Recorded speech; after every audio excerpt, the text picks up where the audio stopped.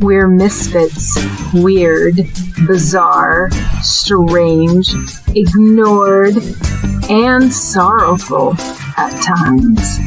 We were bullied, abandoned, beaten, assaulted, destroyed, and wounded to our core. We are survivors, here to stay, despite what they say. Kicking life in the teeth and choosing it every day. Diva Daily Living encompasses a myriad of human engagements of life. Our topics have no limits. We do demand providing a safe space to hold for all survivors and lovers needing healing, support, and comfort. We're here to remind you that you matter and you can choose life today. I am literally not here for me. My Creator put me here for you. Diva Dori.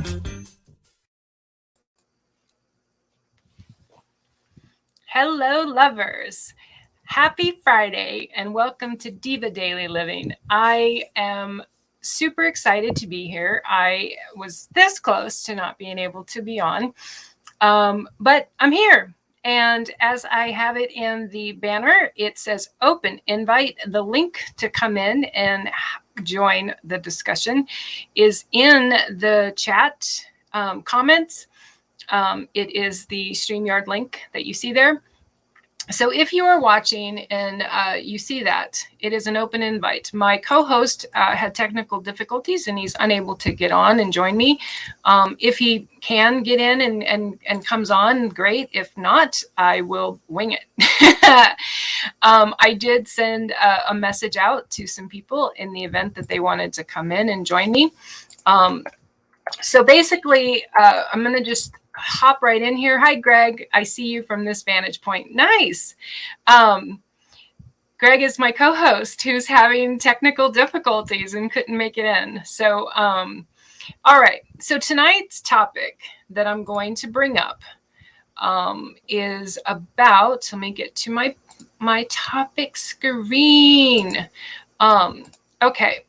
It is a strong spirit transcends rules. That is actually a quote by our dear beloved Prince. And let me see. I think I am going to share video. Oops. Nope. Wrong choice. Wrong choice. I'm winging it on my own. And I am like, but I got this. I think I got this.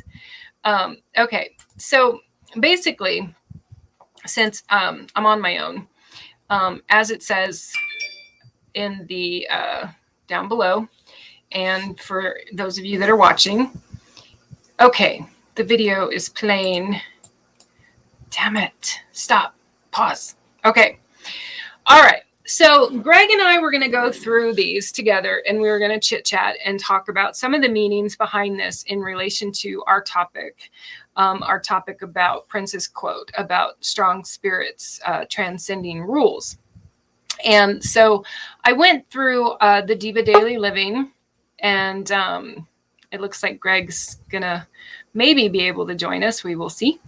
If not, we will do what we do. So what I did is I went through the Diva Daily Living page and I pulled up some stuff that had some impact or had gotten more likes or more loves on our page amongst our followers. And I put together a collection, and some of them are memes. Well, most of them are spiritual quotes or spiritual sayings. We do live in a world today, 2021, especially now after having had COVID. Let me see. I'm going to hit add to stream. I don't know if it's going to connect, Greg. He's having technical problems. I don't know if can you hear us? Barely, yes. There you are. I can hear you. I tried. I'm in Union Station, Denver, and there was a terrible storm. Aw. I'll hang as long as I can. Are you stranded where you are? Oh, he might have froze. Okay. So let me just, I'm going to mess up all the momentum, but that's okay. This is totally perfectly fine. Because, you know, I did, he's there. If he gets his signal back, that would be great. If not, okay. There he went. Yes, he lost signal. Okay. So this first one that I have, okay, it says, we're all here for a reason. Stop being a prisoner of your past and become the architect of your future. So I brought this one up, and I'm sharing this in regards to this topic about a strong spirit transcending rules, because for me, getting to a point in my life where my past was no longer controlling my decision making, no longer controlling my present day, was incredibly freeing. And it absolutely feels in many ways like escaping rules of some kind. You know, I'm not, this topic tonight and this discussion isn't to try to imply that rules are bad, or that we shouldn't want to have any rules or anything like that. It's not, that is not what I'm saying here. So let me, oops, nope. I wanted to make sure I was on the right view. Okay, so let me hit play to go to the next one. So basically the gist of that particular quote, to have it in here, was to encourage anyone who's watching, or the ones who are watching now, and if you're watching this later, to encourage you to let your past go and pick up a pen, even if it's a virtual metaphorical type of pen, and be the architect in your life today. Okay, so this one, now this of course would probably be a lot better with Greg here, my co-host. It says, I am in favor of women's liberation because I know that unless women are liberated, men will never be liberated. It may, for those of you watching, you may not feel, or you may not believe that men are inhibited or bound by rules, or don't, okay, maybe we are in a male dominated world for the most part. However, I have two sons, and we've had many discussions about the limitations of some of the things that men are limited by, and don't have freedoms. So, before I go on, I want to put this up here. So this definition is called, it says rules, boundaries, or actually, I'm sorry, this is not a definition. This is the byline for tonight's topic, about rules, boundaries, agreements, propositions, contracts, promises, loyalty, and all other things at all that may inhibit freedom. That is the overall topic. Okay, which is, how does a strong spirit transcend rules, as Prince says here, right? Okay, so how is it that men don't have any liberation in a male-dominated world? What do you mean? Well, I'm just going to use this one example. It is one example of probably many. We live in a society where the world, for the most part, thinks it's acceptable to dictate to a man how to wear their hair, or shave, or not shave. Now, there are legitimately careers and jobs that would mean, for male or female, that a lack of hair on the face may be a critical thing. They may not be able to have hair. But there's a lot of businesses, a lot of industries that feel or think it's appropriate to tell a man they can't have a beard. And for me, and this is just my opinion, and like I said, this is one example, that is absolutely an unacceptable inhibition to a man's freedom. Men should not ever, in my opinion, be told that they have to have their hair a certain way, or be able to, or have to shave a certain, no, unless it's for safety reasons, unless it's for a hygiene reason. it's just as, in my opinion, again, keep in mind, my opinion, it is just as offensive as going up to a woman and telling her that she should be in a dress, or that she should have on makeup, or that she blah, blah, blah, blah, blah. In my opinion, that's just my opinion. I have no right to tell anyone what to do with their hair or their beards. Okay, so I'm going to go on to the next one. So this says, you can't tame the spirit of people who have magic in their veins.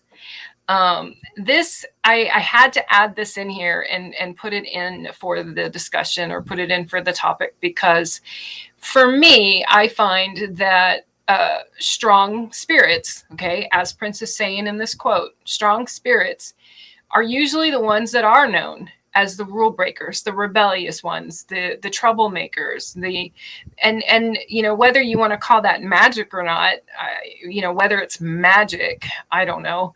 But I do believe that there are many of us, and I say us because I'm going to count myself in this category, who will unapologetically and unforgivingly, the unforgivingly is probably not a good way to put it. I am unapologetic about my nature of who I am and how I am, especially at my point in my life. I've done so much soul searching, and I have a truth of myself today. So when it comes to finding that spirit inside to transcend the rules, to break out of the boundaries of society's construct of these dictates and demands that it wants to place upon us, I encourage anyone out there who's watching, those of you that are here now or watching later, let your freak flag fly. Okay? Unapologetically. You know, I mean, try not to be mean or offensive to people, but still, be you. You do you, boo. And for those of you that are watching, it does say I have a few people out there. You're more than welcome to leave a comment, put a comment down in comments, as well as it is an open invite since my co-host had technical difficulties. So if you'd like to join the discussion, you're more than welcome to come on live with me. So this one talks about masculinity isn't toxic. Never mind. I got my... Oh, I might have someone joining me.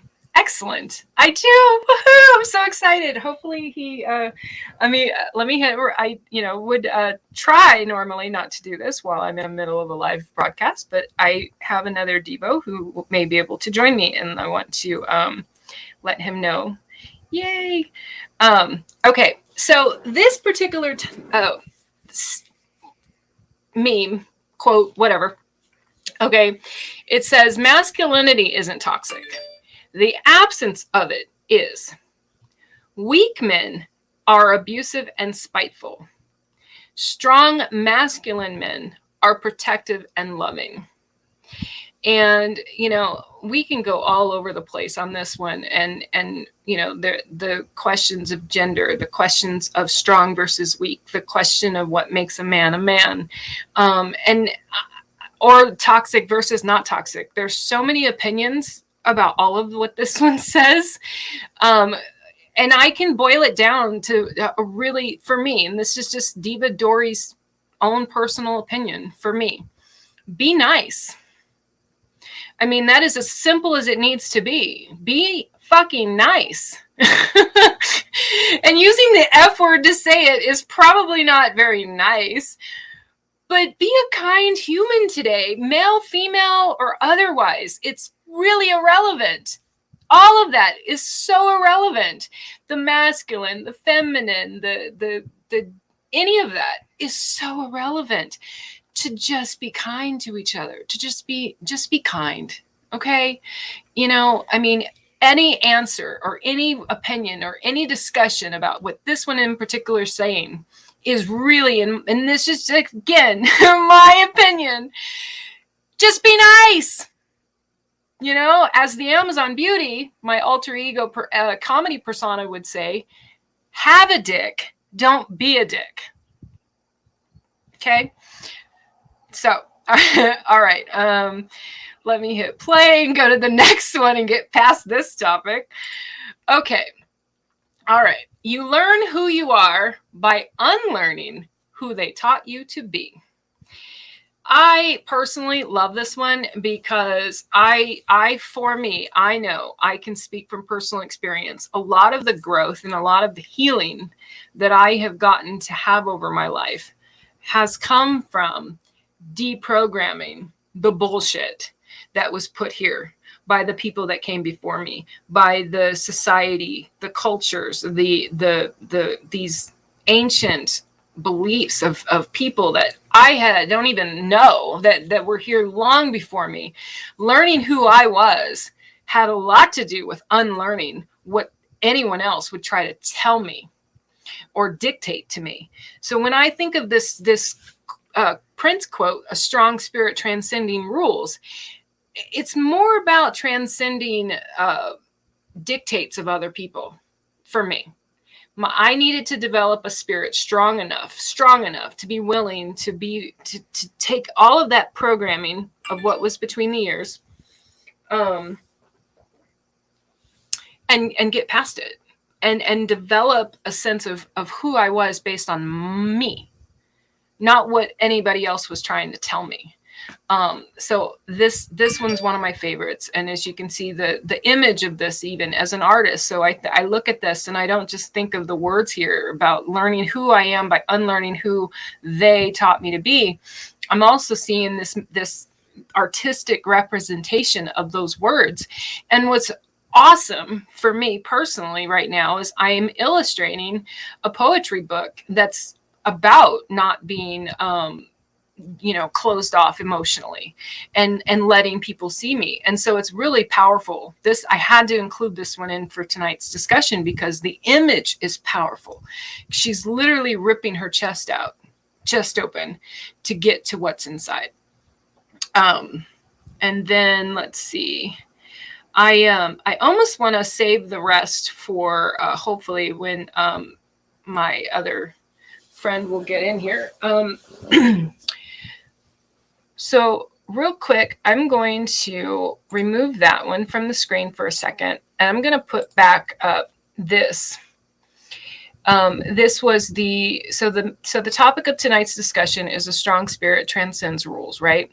And then, the byline or the further explanation of that is what rules, boundaries, agreements, propositions, contracts, promises, loyalty, and all other things that inhibit freedom.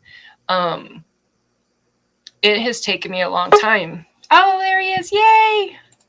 Hi. What's up? I'm so excited you said yes. Yeah, I don't got a ton of time tonight, but because my show got pulled back an hour and a half because my buddy's running behind. So otherwise I wouldn't have been able to do this at all. I was getting ready for the stream, but I'm here. I know you have your own show tonight, and I knew that. And my co-host Greg was all set and ready to go, but he's in Denver and there's a storm.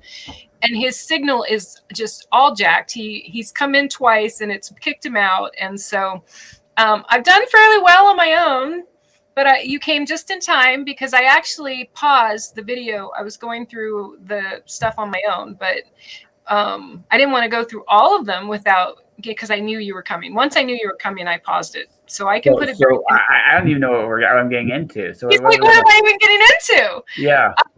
Okay, so the topic of the evening, and you can kind of see him behind us, is Prince. This is a quote of Prince's. And Prince said, a strong spirit transcends rules. Yes. Okay, and basically the secondary, tagline or by information for this topic is about how rules, boundaries, agreements, propositions, contracts, promises, loyalty, and all other things, anything. Basically, the discussion is about anything that inhibits freedom.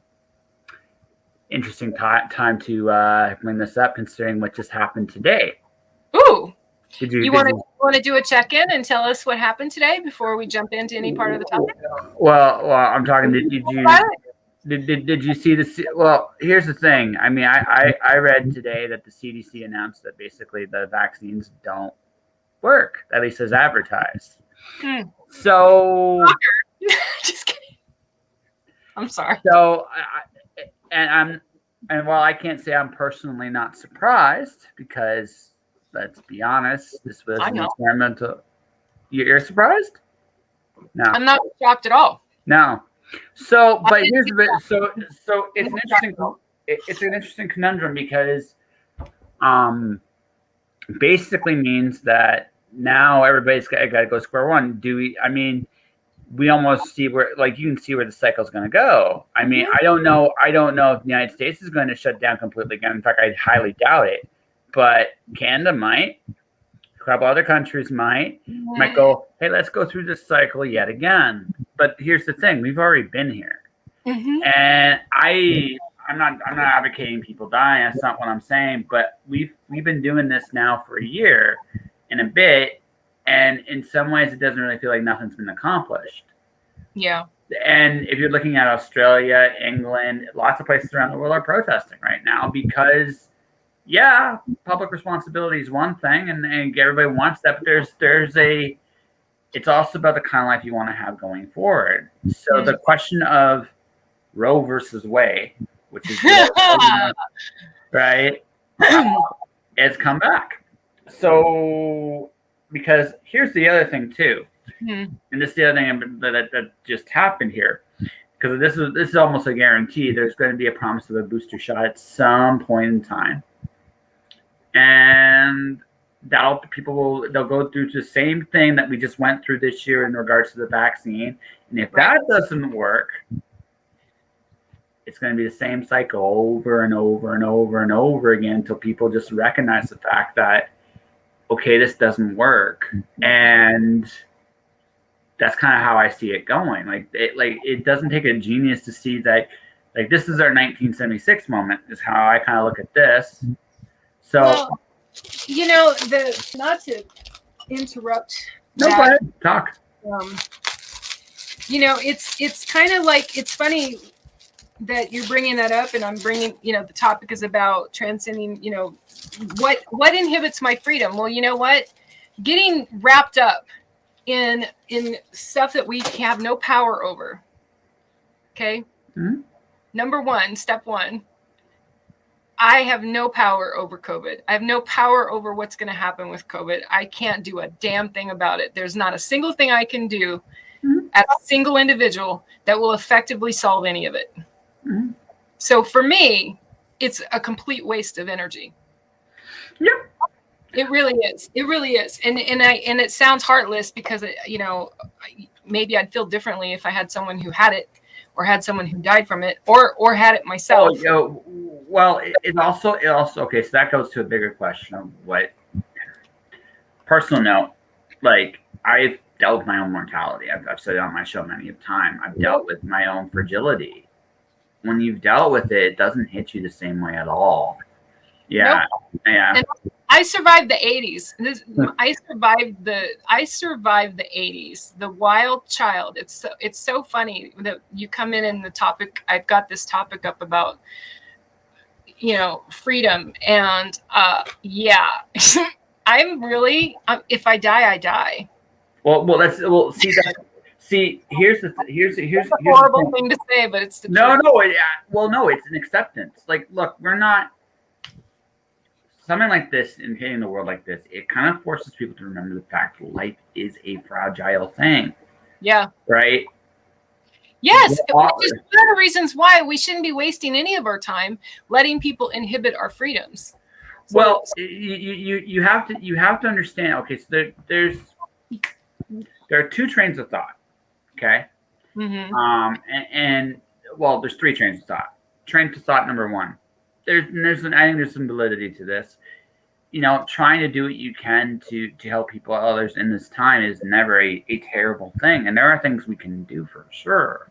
Right. But the flip side to it, I mean, and again, I've been talking about this on my own show a little bit with different guests, is I know.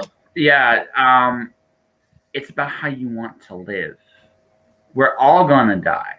I mean, and that's not, and I don't want to sound nihilistic about it. It's just something that it's part of life. Death is part of life. You're not going to, no matter what technology, what skills we have going forward, right? One day we're going to die. Yep. And this is a reminder of how fragile life is. The honest train of thought is, do we have a degree of control over it? Well, after today, maybe the answer is no. But then again, maybe. But anyone thinking we did was naive. Well, here's the thing: if you have a treatment for it, there is a degree of control. There is at least some degree of, okay, we can mitigate this to some extent, right? So anyone thinking that the healthcare community can create a vaccine as quickly as they supposedly did that actually worked is really naive, and it just shows their age. Well, it's not even their age. It's again, you're living in a world where people trust the system. In spite of everything, like we don't trust government, but we do trust. We trust our medical. We trust our experts there. But one of the things about this is, I mean, there are three parts to this. Like I said, there's three parts. The first part is do what you can. The second part is what kind of life do you want to live, and the third part is if this is a game of power and use and all that other wonderful fun stuff, right? Then one of the things that cannot be avoided after watching what's been going on for the past year is that no system on this planet has any credibility or transparency. Nope. And that's a real problem because I'm going to add this. Wait, hold on. I'm going to add this to the stream because this speaks to why I'm not even remotely bothered by any of the COVID stuff. Okay. Yeah. I don't buy into society. I haven't bought into the government for a really long time. Oh, no. I stopped believing in human nature being kind a really long time ago. That's the truth. Oh, well, I try to do my best to be a part of the solution. Well, see, I do believe in human kindness, but I also have a tendency to believe that when you make someone afraid, they do rash things. And the truth of the matter is, in the world right now, we are. I mean, heck, it almost would be insane to say we weren't afraid. Yeah. We are afraid. It's fear. What we're afraid of is where there's the argument. Some people don't want to. And fear is absolutely an effective way of inhibiting someone's freedom. And it ties into this topic perfectly. Whether it's the government or society or the healthcare or a disease, whatever it is, fear absolutely will put it. Fear, guilt, and shame are the three biggest ways to control a human being. Right? That's right. That's exactly 100%. Right. So guilt. I mean, if you've ever gone to a Catholic church and confessed your sins, I mean that there is a methodology of guilt there. Shame. Oh, yeah. Shame. I mean, look. I mean, we all do things we're not proud of. And that can be, and a lot of times like that can hold you back. But fear is the big one. We have cultivated a world of fear because there's this illusion that we're in control, that we're safe, that we're advanced. And when put a little bit of pressure, you find that human nature hasn't changed at all. That's a very humbling. It's so amazing. Well, it's so amazing how so many of these quotes I was going through. This is what I was doing before you came in, and I paused it so that I could go through them with you here. But this is one where it says, this is Khalil Gibran, and he says, "Yesterday we obeyed kings and bent our necks before emperors, but today we kneel only to truth, follow only beauty, and obey only love." Mm-hmm. It goes back to what I was saying earlier. I can try to be a part of the solution with these three things: truth, beauty, and love. Which it always this one. I don't know if have you seen Moulin Rouge? No, I've not seen Moulin Rouge. No. Okay, so Moulin Rouge is about the Bohemian French world back in the day.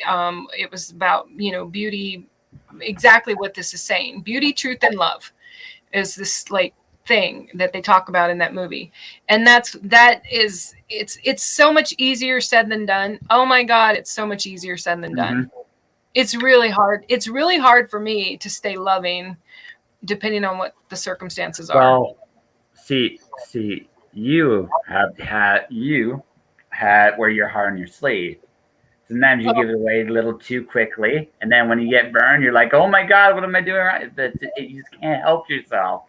So that's yeah. So, but I also, I know, like, but I think that going back to this topic, Joshua, is that I know for me that I can be really, truly savagely unkind because someone is inhibiting my freedom, or they're stepping on my, or they're crossing a boundary, or they're any of those things. If they're affecting my ability to feel like a free person, I will cut a bitch, like in a very that's a metaphor.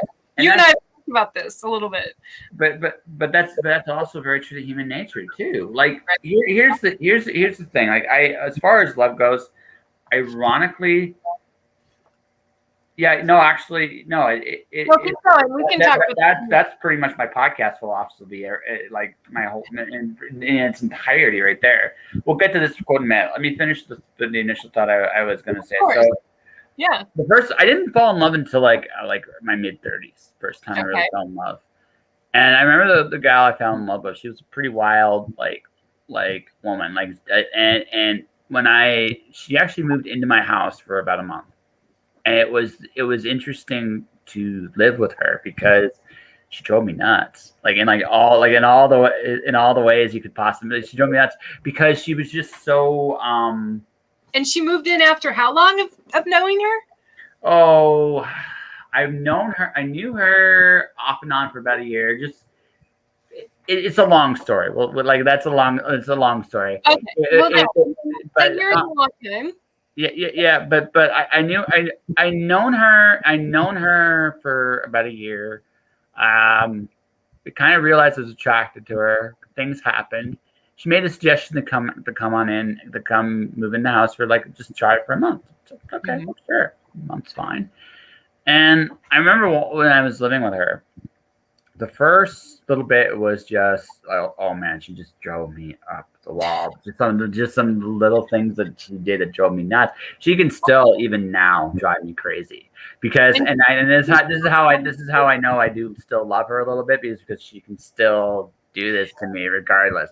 But I don't think we ever fall out of love, but that's a whole different topic. No, actually, no, we don't. But love does evolve, and this is actually what it changes, it shifts, it ebbs, it flows, but love doesn't go away. But the thing is, I recognize something. I really recognize something about the nature of love after about the third week I was with her. It was a very profound lesson in that I wasn't going to change her, and. Right. And the thing is, you got to recognize this about people, right? They are who they are, and you got to take them or not. Now, that doesn't mean that. So it made me kind of reevaluate my whole perspective of what love actually was. Mm-hmm. And I think for a lot of us, love is a form of control. Something like a song from. If we let it be, if we buy into that bullshit. Well, no, it's really It's really easy to fall. It's easy to fall into the trap, though. If you want somebody, because if you want to be somebody, you want what's best for them. You want to help them. You want to it comes from a good place. But do you see the definition of the word I put on the? Yeah, absolutely. So this is ingenious, because these are the cues that I have lined up for this topic, and one of them is the definition of the word tame. Now, tame, I've already passed the quote that tame was relative to. I watched that part of the video before you came on, but what you're describing 100% is how we oftentimes try to tame our partner. Yeah. And we use love as an excuse, or we use love as we don't know we're doing it. We don't always know we're doing it either. I don't know if I would say it's an excuse at first, but it's a really easy trap to fall into. I know better, and you don't. Some people don't know they're doing it. Well, some do, and that's not love. That's something else. But exactly that is. But what I'm talking about here is like when I came to when the month was up. Let me see if I can find that video or the that. Yeah, but when the month was up, I don't know if she fully gets to what she did, but basically she had a great gift of opening up one's heart. And this was the quote that tame had to do with. It had to do with taming the spirit of people who have. You couldn't tame the spirit of people who have magic in their veins. You actually, the real true secret is you never have to be tamed. You can like that's something that doesn't really hit until you're much older. But right. You never actually have to cooperate ever. Right? It's just right. So and that's Joshua, right? Isn't that man? If I think that so many more people would be happier sooner and happier longer and happier more of their life if they learned that lesson younger. What you just said. What you just said. That we don't have to tame, we don't have to be tamed. We can leave that at the door. Well, it's take me as I am or fuck you pretty much. And honestly, that's but you got it. But that comes with a lot of personal strength to build, and that takes time to develop. And it also it's that realization. You go through enough crap in life, you kind of come to that conclusion. Mm-hmm. And like I said, I'm eternally thankful for her. Like I said, at this point in our lives, still love her. I think she's doing her own thing now, and I'm happy for it. But I will never forget that month. I was there because for all she drives me crazy, and yeah, she still can do that. She actually, again, in all fairness, I've noticed this that every woman I've actually loved in some form or fashion, they all drive me nuts. They all do it in their own way, and the reason why they can do it is because I do love them, and I realize, and again, it makes me recognize something like what love actually is that ability to let people be themselves no matter what. And that's why when you go see, like, for example, I mentioned this in another, I think, chat with you, even on your own show, is the terrible student in a classroom with a teacher. Why is the student acting out in the classroom? It's because he's in this place where he feels trusted and safe. And those safe spaces they don't get made with rules, they get made with love. They don't get made because society sets a standard and a boundary and people cross those things. Very rarely does society ever get this right. Most of the time society actually screws it up. Yeah. Right. And it's interesting that you brought up our prior conversation, because part of why this topic was I wrote this topic and wrote the Diva meditation for it was because of my own ownership of the fact that initial inhibition in relationships where I would run or quit, or that joke I would say about being a flight risk, has a lot to do with the innate bohemian in me, the innate gypsy that doesn't want anything to do with being domesticated. Not really.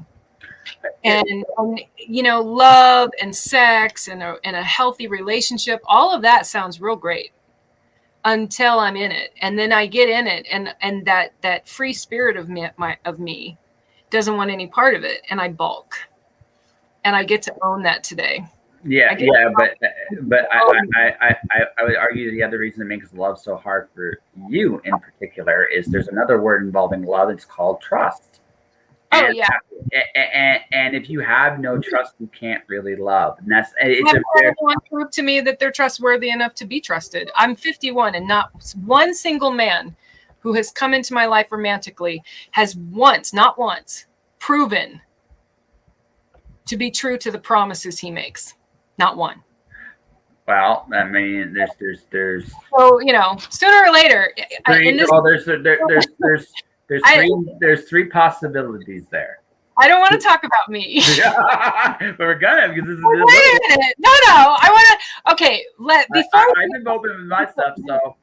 Let's talk about this quote, because let me back it up. Okay, because this is one of the reasons why I will balk at let's say I'm in a new relationship or with someone new or whatever it is. This one 100%. I unapologetically will say this. If someone ignores me and can't pay attention to me as a human being, I don't fucking need them in my life. Mm-hmm. I just do not fucking need them in my life. And please know my tone isn't directed at you personally, Joshua. This is just me with this particular topic. I'm not an ego-seeking self-seeker who wants the center of the fucking stage at all. I am an introvert who likes to be in the background. I don't even kind of really want to be noticed. But when it comes to this, what this is saying here, and this is Matthew Hussey, by the way. So the last steals in this video, just so you know, we didn't get a chance to properly prep for tonight, are from gurus, male gurus I follow. I have a few male gurus that I follow because I trust them. They have never failed me. There's not a single thing Matthew Hussey's ever said that's made me upset. Not once. And I have followed him for years. He is genius. He's in Britain. He's in England. He used to work with men, primarily relationship stuff. Primarily, he would guide and mentor men. And now he switched to women. Because he recognized that there were just, and this is just my own opinion, and Matthew may say differently, he recognized that women were the ones who needed to be told and needed to be helped and needed to be given the freedom to tell men to fuck off when they were assholes. I'm generalizing Matthew's message. Well, that's the gist of a lot of what he teaches people. What he teaches women and men is like what you were saying earlier, like, you either take me as I am, or fuck off, man. Like, pound, go, because I'm me. And if you don't like me, that's fine. Just go, don't like me over there. Stop wasting my time. It's like, that's about like what he's talking about here. Like, in that regard, is standards, right? People have to be okay with, like, they ask themselves, like, what kind of friend, what kind of person do you want in life? And so for me, like I said, a few years back, I had, ironically, I had a friend of mine unintentionally hurt me. And when I confronted them about it, they said something about they would do the exact same thing again. Changed the whole thing from it's a long story. I don't need to go into full details about it. But basically, when they said that they would do that again, it changed the whole context of the initial, what initially happened.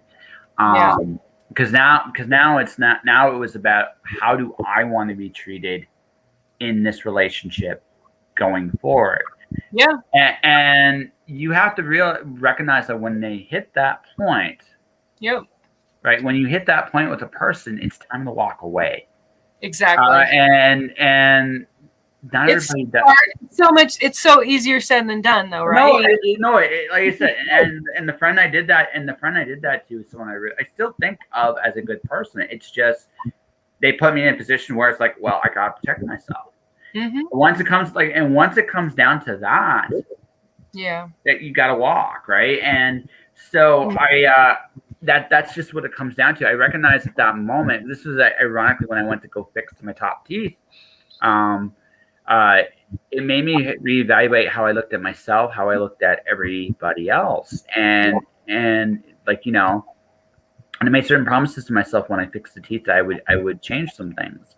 Now, some things have taken longer than I would have liked because, frankly, you know, I have my moments of being a lazy prick, and I can own up to that stuff. But what it really comes down to is, as you get older, you recognize that you're worth something, but you gotta find that worth on the inside, and some people never fully do, and that's something else that kind of needs, like, I think everybody kind of comes to the point, I don't want to take this shit no more, right? But I think, but it comes down to a balance, you know. Ultimately, almost everything we can talk about tonight is going to come down to balance. So recognition. I put the definition up. It says identification of someone or something or a person from previous encounters or knowledge. So that's just like, you know, you meet someone, you see them again, you recognize them. That's a simple basic. But the other one is acknowledgement of something's existence, validity, or legality. And that validity part is what you were just talking about, someone's worth. And so for me, mitigating situations or relationships or whatever it may be where I may not be getting that recognition from someone or that attention and recognition, I think, are two very different things.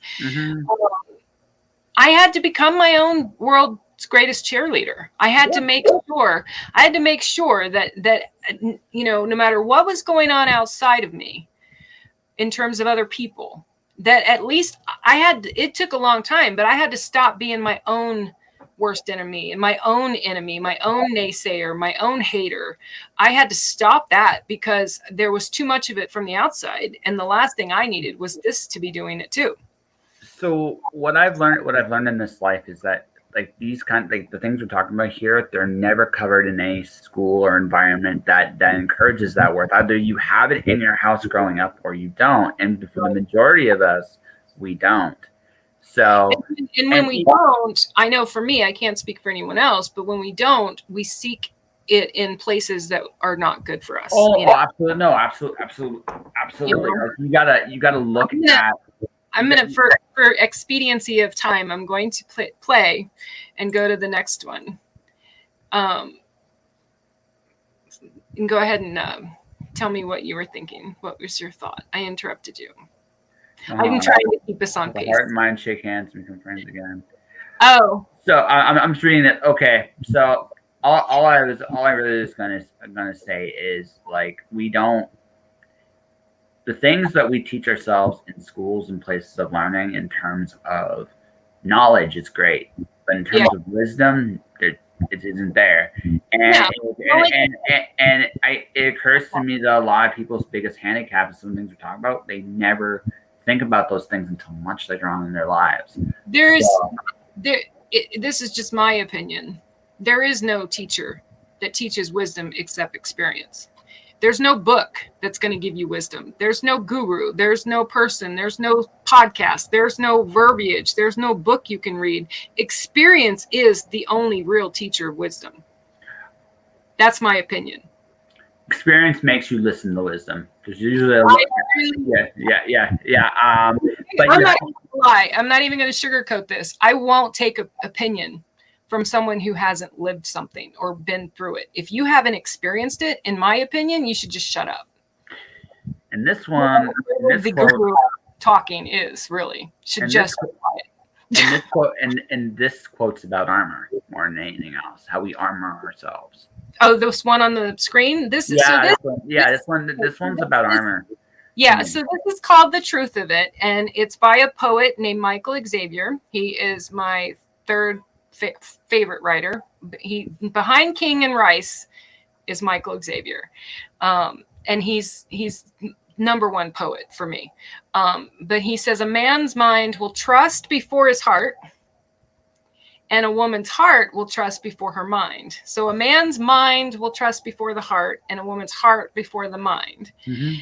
And then he goes on to say, we're constantly proving the wrong things at the wrong times until we listen. And I had to hit play forward because you just touched on the listening thing. And until we hear, until the heart and the mind shake hands and become friends again, or friends at all, really, if you think about it. It takes time, darling. It takes time, my good man. Because he's clearly saying this to the man and to the woman. This is like, that's how I interpret the poem or this. It takes time, darling. That's probably for the woman. It takes time, my good man. And then he says, only time can teach us to be better at loving one another. Yep. Ultimately, like I said, it's about armor. We wear all kinds of armor in this life. Like one of the big armor things we wear is because we don't want to get hurt. Like when you get right down to it, like if you look at what people do and don't do, we're afraid to get hurt. And especially younger, we usually get hurt somewhere pretty early on in life. Like, well, we don't want to go through this again. So we'll create these nice little barriers to ourselves. So we don't listen to the parts of us that make us uncomfortable until we have no choice. And sooner or later, we will have no choice. And when that happens, you have to break your walls down. when you're younger, you think I don't need to feel nothing to be strong, and actually that's the biggest crock of shit there is. You need Right? to be able to feel, you need to be able to feel. The definition I threw up on the screen, Joshua. Yeah. Oh yeah. This is what you're talking about. Mhm. This is exactly why I invited you on tonight when my co-host couldn't make it, because this is what, the third or fourth time that you've been sharing, and you literally share right into the next part of this whole thing and where this goes, because liberation, that's exactly what, in my opinion, to get any kind of freedom or sense of freedom in our lives, we need this act. It's an act of setting someone free, even if that means ourselves. Mm-hmm. Setting ourselves free from imprisonment, slavery, oppression, all of those things. Liberate. Yeah. And so, like, if you look at like I'm talking about the personal battles here, right? I didn't really evolve as an artist until I recognized I had to listen to my own heart. And the only way to do that was to be very honest with myself and let certain walls go. And when your scars heal, and like I said, and be very blunt with your scars. Certainly not perfect in that department, but I think I have one left. Okay, yeah. So we covered Matthew Hussey, we covered Michael Xavier, and now this is Nick Hawk. He is another male Devo that I follow, this particular quote is the current cover page of my Diva Daily Living page, and I have this printed over my desk by my computer, and he says, lose your pointless emotions. Most people spend more time worrying about being busy than being busy. Mm-hmm. We should be busy with healthy thought and activities, including rest. Reprogram your brain, charge your perception, and bring some sense to your life.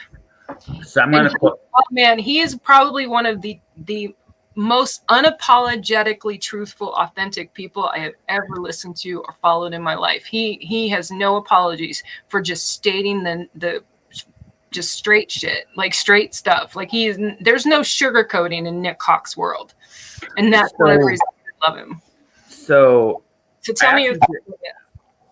I actually disagree with. I agree with this point, but I disagree with the first sentence, and the reason I say that is, well, do you know what emotional masochism is?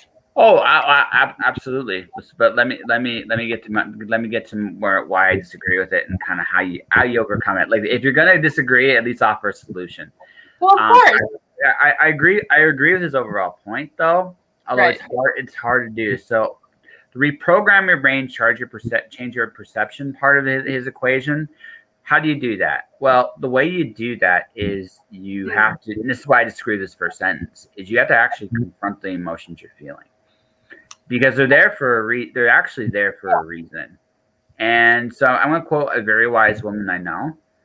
Be strong enough to let yourself feel the emotions, and then be wise enough to let them go.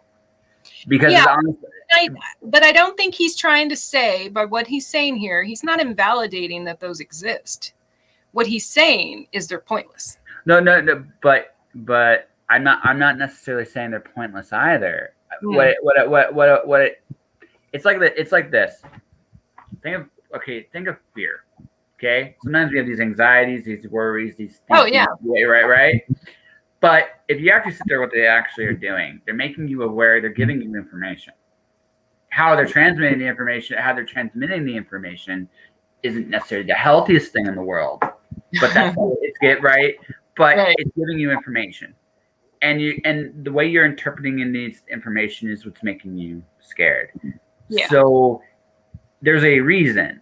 So if you want to actually reprogram the brain, quote unquote reprogram, you have to confront this. And not everything you're feeling is necessarily, even if a majority of it is a distraction, or like I like this. I'm a procrastination point. Okay. And I think that knowing the context of what this was said, or knowing who Nick Hawk is or what he normally talks about, he most of what he's talking about when he says something like this, and just to give you some back information, is about people who don't go after their dreams. Like Joshua, this is the kind of quote that tells me, because you wouldn't need Nick Hawk to talk to you. Is my point. Well, You would not. You're one of those people that does what he needs to fucking do to go get dreams. That's my point. Okay, this quote isn't for you. This doesn't apply to Joshua, because you do exactly what he's saying to do here. You do the deal. You show up and do the deal. But here's the thing. I do agree with his whole point.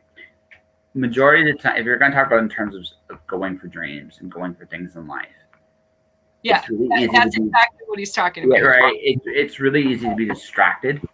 Right. Life has this thing about distracting you. Like for the last week and a bit, I have been. I swear I could do a whole WhatsApp thing, like the whole WhatsApp scam deal. I've been hit on by I'm going for things right now, right? Freelance and stuff like that. Yeah.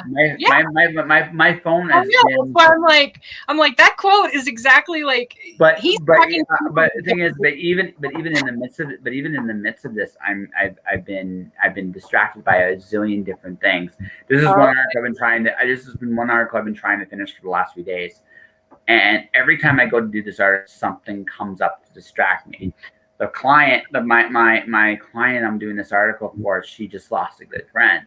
So last night, instead of working on the article, I ended up talking to her. Over the last week, right? So I think I've been stumbled onto by the ladies on Instagram, and I could literally write an article about the online experience of pretty women trying to get access to all your personal information and or money. So are you also admitting that you have an article that you should be working on, and instead of I do, but I also got a podcast I'm doing. I acknowledge I've been trying to get it done for a few days. I've got like you've been doing that instead of being on my show. I could have, but you needed help, and also on the other hand, again, I'm not saying. Here's the thing, Dor. I'm acknowledging I'm acknowledging this true fact here is.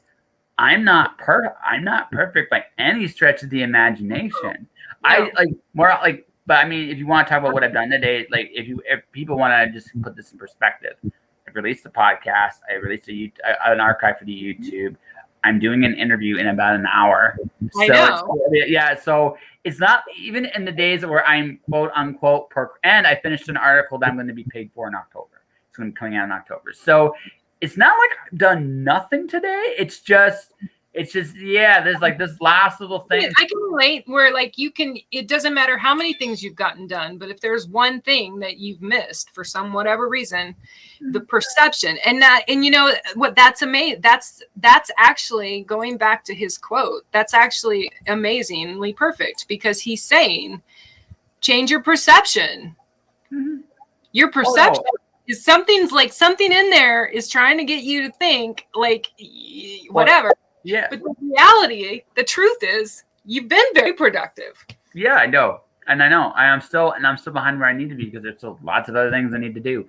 But are those because and I'm only going to ask this because I just talked about this last night when I was painting live last night. I one of the reasons why I love always going on Twitch when I paint is because people will find me, because on Twitch you can see when someone's live even if you're not friends, which is rad, because I will pick up random stranger followers that become followers because I'm just live on Twitch. And I myself and a couple others had a discussion last night about mental health, and I have this up. This isn't about this particular topic. This was actually about the last topic that we had. And it talks about the connection between art and mental health, and how art is one of those very helpful things for mental health. So one of the things that came up last night was this girl asked me, how do you get past those points of in your art, your world with art, with when you've got stuff you gotta do or stuff you want to do, but for whatever reason you're not getting to it, or you're not whatever. And one of the things that I said to her, because I mentor people, I use some of my healthcare world mentorship and I apply it to other questions. One of the first questions is who exactly is in control of your to-do list today, Joshua? Who is it? Me, myself, and I, by and large, yeah. Exactly. So who do you have to blame if you have too many things? Right. Absolutely. Right. Exactly. So and this is what I said to her. I said, it's not to say you can't try to have every achievable goal in the world or dream like a dreamer and have all these dreams. But if it's to a point where you're making yourself literally crazy or not feel like you're getting it done or whatever it may be, maybe you'd need to have a conversation with the boss, AKA Joshua, and go, I might have too many things on my plate here. Oh, again, sometimes, absolutely. So I'll tell you about like my last couple days because I just some of this stuff's pretty damn cool. Okay. So yesterday I was supposed to do I was supposed to go somewhere and I just said screw it and I wasn't going to do it because it just didn't feel like it was worth my time. I check out my LinkedIn. I get contacted by a recruiter for a corporation based out of Calgary, and I end up doing like an on the phone job interview yesterday. So that was like sometimes it's one of those situations where it's like I did plan to do some other things today, but things happened today. Where I'm at currently, the air conditioner needs to be repaired. So I spent 3-4 hours just basically doing some of the productive things I needed to do while this was being repaired. And so all of which to say is that sometimes life happens. And then also my friend who was also the client I'm working with, she's going through a bit of a time right now. So last time I went to do that, she needed someone to talk to. I was a friend. Sometimes, yes, absolutely, there's too much on the plate. But sometimes, too, it's just not meant to happen today. And you just kind of got to just roll with it and accept it. Yeah. And that's the thing. Like I'm going to be getting ready. I got to leave in about like 7 minutes. But the thing about it is, because I got a show to do. You're going tomorrow to do your show? Well, no. I got to get some stuff. Like I'm teaching someone how to draw tonight. Where exactly are you going? Because you do this live from where you. Yeah, no. What I'm doing is I'm eating because I need to get ready. I know. Me too. Yeah. Eating's like self-care is important, folks. Eating's right? good. I'm looking at. I'm probably going to make the gentleman I'm doing this tonight do some Dr. Seuss stuff because Dr. Seuss is relatively an easy choice to start with. Relatively, right? Yeah. And because this is the first time I think I'm going to be the featured artist on the drink and draw aspect of my show, I also got to figure out how the hell I'm going to record this. I'm doing a couple little things to make sure it works out. Oh, man, the first time I set myself up to be in the broadcast as well as have a camera on my art was a shit show. Yeah. It's going to be. So I might end up like with him just like doing like a bit of like turning the camera, drawing, not looking at the camera, making the page focus kind of deal. But I've had to just put it on the art and be okay. I mean, I don't have to be in the stream. Yeah, exactly. So like I'll figure it out. Like it might be a shit show, but it's gonna be a fun shit show, and that's how I look. That's how I look at it. And I love what you said about taking like self-care and because when I answered this question last night, the other thing I told this girl was being as an artist, and I've had to learn the hard way to be okay with what I call the pause in my creative process. Oh, cool! We got some howdy, loving the content. Thank you for being here. As an artist, I've had to learn to recognize the pause when it happens when I need it. Like it used to be I would hit a wall emotionally. I'd hit a wall physically. I like when I realized I lost 24 pounds a month ago or whatever. And I'm like, what the fuck? And it was because I wasn't eating. I was doing all this art, going live, all this whatever. And all of a sudden I'm like, I'm probably not eating like I should, because I'm like, who loses 24 pounds after they quit smoking? Like, who does that? Yeah, someone who's not eating like they're supposed to. That's who do it. Probably, but I mean, here's the thing: like, it's easy to get engaged. so engaged you forget to do anything else. Right? That's so mean. That is so mean. Yeah. Well, it's a common thing. So if it's something you love, it's really easy to do. So I mean, it's practice and just knowing what you do and don't do. In my case, like I said, for the last 3 weeks, I've been like just freelancing, and I've done okay. With the whole process, didn't work out quite the way I was hoping in some senses, but it did okay. I did better than a lot of people that do this kind of thing on the first go. And I know more what I'm doing now, but I mean, in the process, you let yourself. You got to have that confidence in the midst of doing your art or doing anything. It's like to give yourself time for you. Right. If you don't, you end up like just burning out. That's burning out. And also I've had to learn the pause also applies to putting a piece aside, not finishing it right away. Yeah. It's okay to pause the painting, I have 2 paintings on my wall that they are not ready. This is how I look at it. They're not ready for me to finish them. Yeah. They're not. And I will know when they are, because there will come a time, a moment, a day, who knows when, probably, whenever. It usually happens when I'm done looking down at paper and I'm done with the book, or I need a break from the poetry, whatever. That's when I go back to my canvas. That's like the canvas art girl goes back home almost, in a way.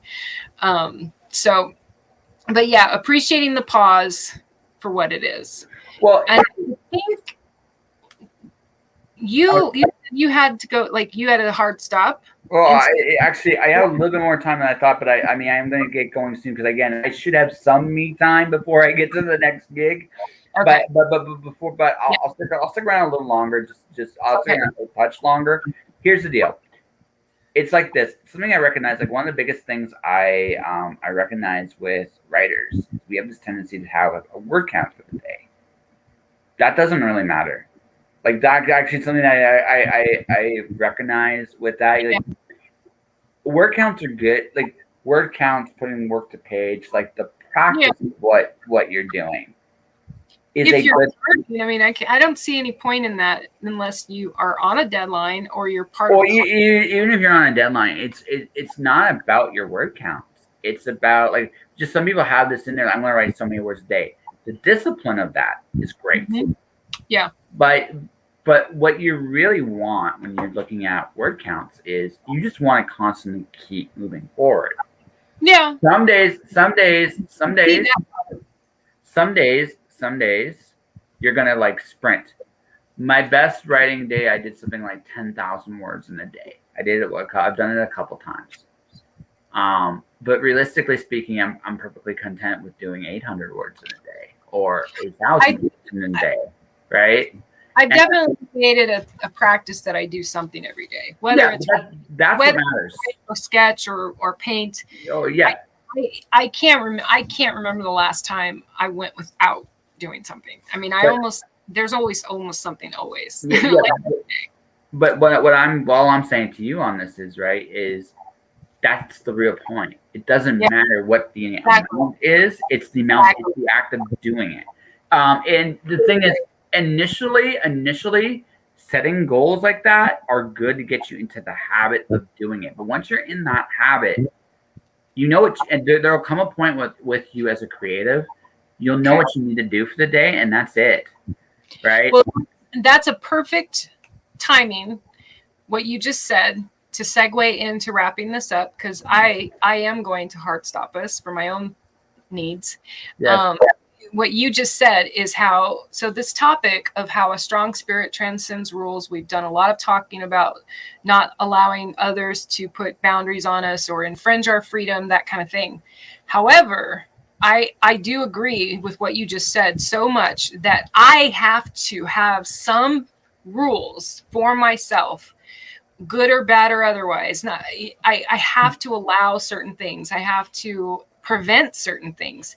I have to invoke rules in my world so that I don't inhibit a freedom later of some kind, whatever that might be. And one of those rules I give myself is like what I just said about how it doesn't necessarily have to be writing, but I try to create something every day. That's a good way, and that's a good way to be. Doesn't So have to what be. you say is the one thing you try to make sure you do every single day without fail. That would be a rule for you. I'm always doing something with the podcast every day. Every Okay. day. Like I don't even like writing and drawing are secondary. On this, like I write almost as much as I podcast.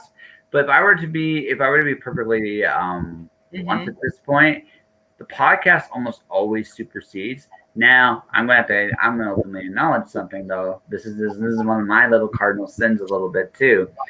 I'll do podcast work sometimes because it's work I need to do, but it will allow me to be a procrastinator in other things as well.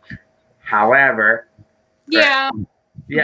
what I would presume or what I surmise is that it's also where your heart lies. Yeah, no, it's a big part. It's a big part of what I do, and like I said, the recruiter when I was talking to him, it's like basically I'll work for you, but I need time to do the podcast. That's all there is to it, and that's all I really care about. So I'm always doing something every day. Just about. I do give myself some days off where I don't push. Like I didn't post a new episode yesterday, but I posted a new one today, and I'll post a new one tomorrow. I'll post a new one Sunday, audio wise. In terms of like YouTube, I'm a little bit more forgiving on myself, but I usually try to keep it relatively close. And that's because when you do your podcast, you only stream to one location, right? Yeah. At this point, yes, because that's also because I'm into the like my numbers have been going up in terms of like listenership. Inevitably, when I become an affiliate at Twitch, it's going to be just at Twitch anyway. So I'm just getting into that habit now, and just because. And anybody watching, listening, twitch.tv/justjoshing podcast. There's my plug for the day. Plug! Woohoo! Yes. Yeah. No, it's funny. I mean, we're going to do this again on Sunday at 6, by the way. And I will actually. Do I have that in here? I might. I usually prep my spotlight stuff on my Saturdays. So that's okay. That's all good. Like I said, but I had it in here the last time you were on the Diva show, which is why I was thinking, because sometimes I have it, but I think I've cleared them out. So this was kind of impromptu, so I don't really feel bad one way or the other. Like here's the deal. In terms of freedom, there's lots of levels to it. Ironically speaking, having some rules for yourself, ladies and gentlemen, in terms of boundaries, what you will allow people to do and versus what you won't allow people to do. Those are the things. Those are the backbones to your freedom. And honestly, I mean, I'm never going to tell you what they should be. I read somewhere once that a real rebel will never tell anyone else how to live. That's no true. But that all said, what I will say to you is recognize what you're okay with, recognize what you're not okay with, and be aware that there's lots of things. Yes, there's my address, ladies and gentlemen. Yay! Well, I had to go grab it because there's actually a Just Joshing on Twitch that's not you. I know. It doesn't have the podcast, and so I wanted to make sure to get the correct one. And it is. I love what you just said, and I am gonna let you go because I'm going to round this out with a reading of a poem that I have that goes with this topic. And otherwise, we're going to see you Sunday at 6. Josh is going to be. That's right. I know it, and I'll be mostly still as prepared then as I am now. So, guys, this is the kind of answers you'll probably get. Ladies and gentlemen, thank you very much for having Dori. Thanks for letting me show up on your show. And everybody else watching, thank you for watching. Thank you for listening. And I will let you go do your thing. Yay. Okay. All right, you guys. I'm going to go ahead. I'm going to leave his podcast thing on the screen. Or actually, no, wait. I want to use this video. Don't be upset. I want to use. So this poem that I'm going to read, it goes along with this topic in the sense of a little bit about rebellion and what that means for some people, what it means to be a rebellious or in a rebellious place in your life or a relationship. So the poem is called Bursting Deaths in Little Spikes. And I've actually read this before, but I'm going to read it from the actual printed version of the book because I got my author's copy today. It came. And this is a really, it's just an additional special, unique kind of collection of poems, adding to the love. Message from Josh in chat. Okay. So basically, Bursting Deaths in Little Spikes is a collection of poetry that specifically is a poetic love story. A real fast, quick, fiery, passionate love story that doesn't end well. And this poem is perfect for this topic in terms of a strong spirit transcending,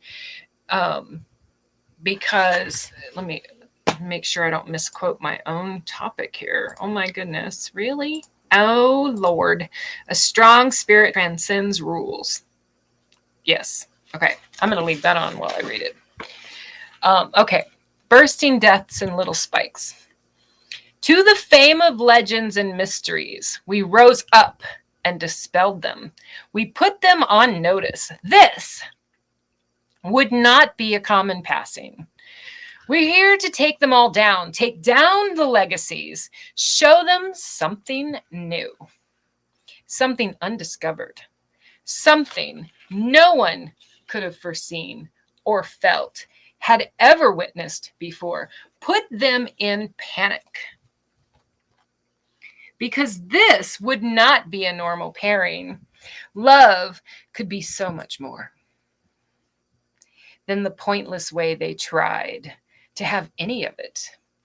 That endless, wasted space of time, soaked in the heaving of their exasperation, of futility, to gain, to get, to use, to be anything other than love.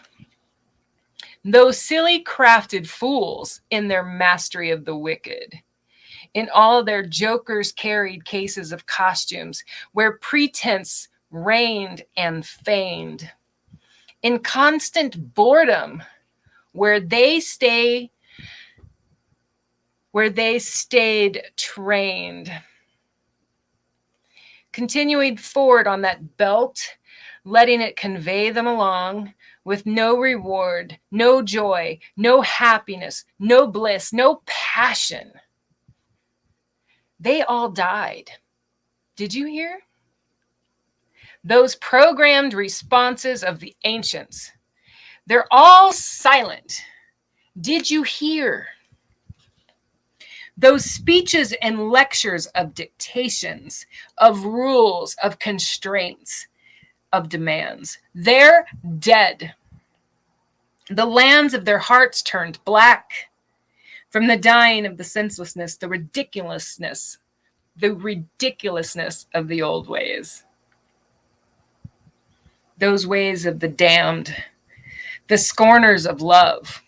The scorners of love have all died, laid to waste in the scorch of our passion. That tangible display of our love shown in bursting deaths in little spikes, felt with thunderous rolling of the earth, the shakes beneath their feet, they died. Those horny gourds, they died, bathed by the reality of our love, our loving of each other, to each other, for each other, loving them loving us, loving all, without comparisons or lines drawn round and kept bound, keeping us locked down. They died finally. We brought death to their lies, those delusions of their fake worlds, where they felt all safe and numb. The lies died, you see, because the truth broke free. With the light of skies of day showing an entirely different way. They died, oh yes, they died. The lies finally died. They died because they saw, they felt, they dove in, slipped down deep into the thrill of it. The darling of it all. Ah, yes, love. Love was actually real. As we escaped from the trappings and the iron cages of Oz, we exploded into birth. A new world of reality where we could begin finally to know there really is no end. No beginning even. There is no end. No such thing. See, love doesn't begin. Or end. It just is. Always was. And that is the real truth. So that is my first time reading that live. I did read that once before. There's a video of me reading that on my YouTube, but I had pre-recorded it because I didn't have the courage to read it live. And I'm not shocked that it brought me to tears. I am new to the performance part of spoken word poetry. But that is one of the reasons why I read that poem. I read that poem because it absolutely goes along with this topic. It is the companion poem to this Diva meditation about the strong spirit, transcending rules, and learning how to embrace freedom in ourselves to be who we really truly are. And as this season of Diva Daily Living is about these ruminations with God are about being authentic, truly authentic. And that poem is about, it's basically the point of the entire poem is about putting away anything that I could have ever thought or could have ever believed about love, even if it means the last relationship I was in. Putting it aside and trying to allow myself to think of a new world, bring birth to something different, to be different. So if you like that at all, for those of you that are watching, I see there's still a few people here. That is the title poem of this book, Bursting Deaths and Little Spikes. It is on my Amazon. I also have the PDF of this along with other works of mine available on my website. And if you subscribe to the private access page on my website, you can access all the PDFs for download of my works. And so with that, my lovers, Diva Daily Living will be signing off, and we love you, and we want you to know that you are loved and you matter. And have a great evening. We're misfits, weird, bizarre, strange, ignored, and sorrowful at times. We were bullied, abandoned, beaten, assaulted, destroyed, and wounded to our core. We are survivors, here to stay, despite what they say. Kicking life in the teeth and choosing it every day. Diva Daily Living encompasses a myriad of human engagements of life, Our topics have no limits. We do demand providing a safe space to hold for all survivors and lovers needing healing, support, and comfort. We're here to remind you that you matter and you can choose life today. I am literally not here for me. My Creator put me here for you. Diva Dori.